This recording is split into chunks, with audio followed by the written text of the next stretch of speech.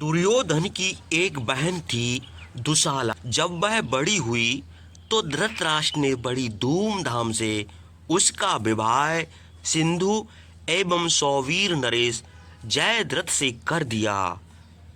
इधर अर्जुन द्वारा दिव्य अस्त्र की शिक्षा लेकर लौटने के बाद द्रौपदी सहित सभी पांडव कामक वन में निवास करने लगे।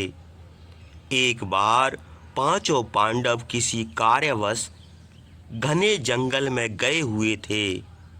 कुटिया में केवल द्रौपदी और एक दासी ही मौजूद थी।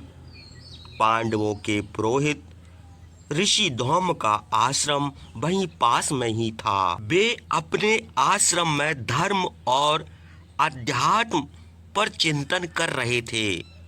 उसी समय सिंधु नरेश जयद्रथ कामयक वन से होकर साल्य देश जा रहा था।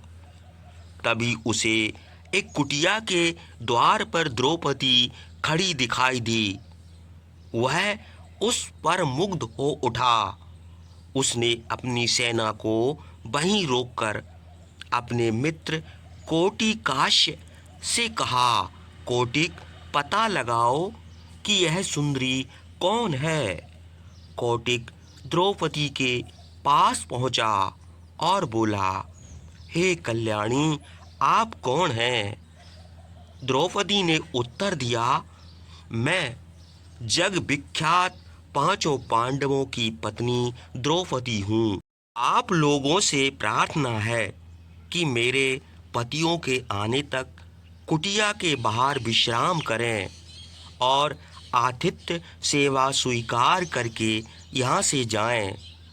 कोटिक ने यह बात जयद्रथ को बताई। द्रौपदी के विषय में जानकर जयद्रथ स्वयं द्रौपदी के पास पहुंचा और बोला, हे द्रौपदी, तुम वन में रहने लायक नहीं हो। तुम तो महल में होना चाहिए। तुम पांडवों के साथ मारी मारी जंगल में क्यों फिर रही हो? तुम मेरे साथ चलो और संपूर्ण सिंधु देश का राज्य सुख भोगो।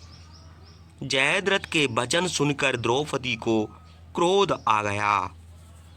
उसने जयद्रथ को बहुत धिक्कारा, परंतु उस पर कोई प्रभाव नहीं पड़ा। उसने द्रौपदी को बलपूर्वक खींचकर रथ पर बैठा लिया। द्रौपदी चीखने चिल्लाने लगी। उसकी आवाज सुनकर महर्षि धौम दौड़ते हुए वहां पहुंचे। उन्होंने जयद्रथ का विरोध किया, लेकिन उसने उन्हें भूमि पर पटककर रथ को तेजी से आगे बढ़ा दिया। जब पांडव लौटे तो द्रौपदी की दासी ने उन्हें पूरी घटना बताई। तब भीम और अर्जुन उस ओर दौड़ पड़े।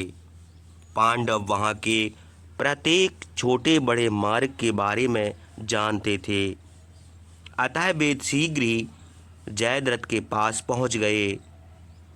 जब जयद्रथ ने भीम और अर्जुन को पास आते देखा तो उसने द्रौपदी को रथ से धकेलकर अपनी जान बचाने का प्रयास किया।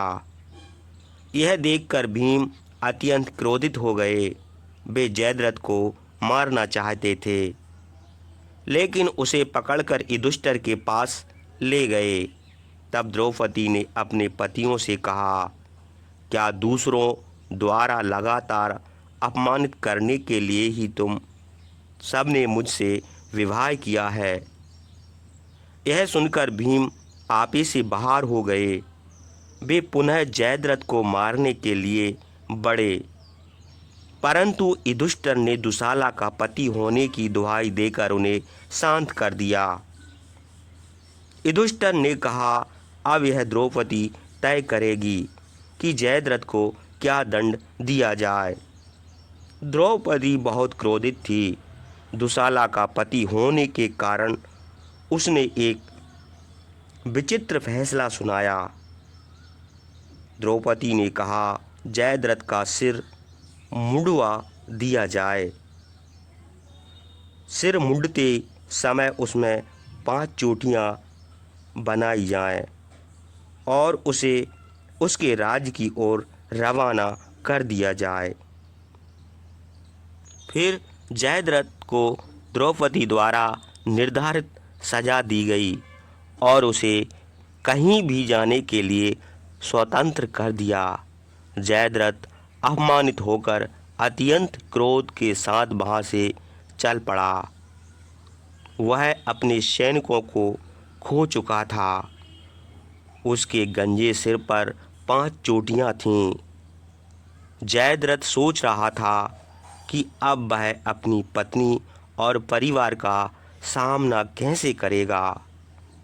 वह हस्तिनापुर अथवा अपने महल भी वापस नहीं जा सकता था जब तक कि उसके बाल नहीं बढ़ जाते। जयद्रथ यह भूल गया कि अपनी दुर्दशा के लिए वह स्वयं जिम्मेदार है। गंगा द्वार पहुंचकर जयद्रथ अपने अपमान का बदला लेने के लिए भगवान शिव की तपस्या करने लगा। उसकी तपस्या से प्रसन्न होकर भगवान शिव वरदान देने के लिए उसके सामने प्रकट हुए। जयद्रथ ने वरदान मांगा कि वह युद्ध में पांडवों और उनके सैनिकों को हराना चाहता है। भगवान शिव ने जयद्रथ को बताया कि वह पहले ही अर्जुन को पशुपत अस्त्र दे चुके हैं। इसके अलावा श्री कृष्ण भी उनके साथ हैं, अतः पांडव पराजित नहीं हो सकते। फिर भगवान शिव ने जयद्रथ को यह वरदान दिया कि वह युद्ध के दौरान एक दिन में 4 पांडव भाई को रोक सकता है। जयद्रथ मजबूरन इसी से संतुष्ट हो गया और अपने महल में लौट आया। जयद्रथ ने अपने वरदान का उपयोग कुरुक्षेत्र के युद्ध में उस समय किया जब अभिमन्यु ने चक्रव्यूह में प्रवेश किया। जयद्रथ ने 4 पांडवों को चक्रव्यूह में जाने से रोक लिया, जबकि अर्जुन उस समय युद्ध क्षेत्र की दूसरी ओर थे।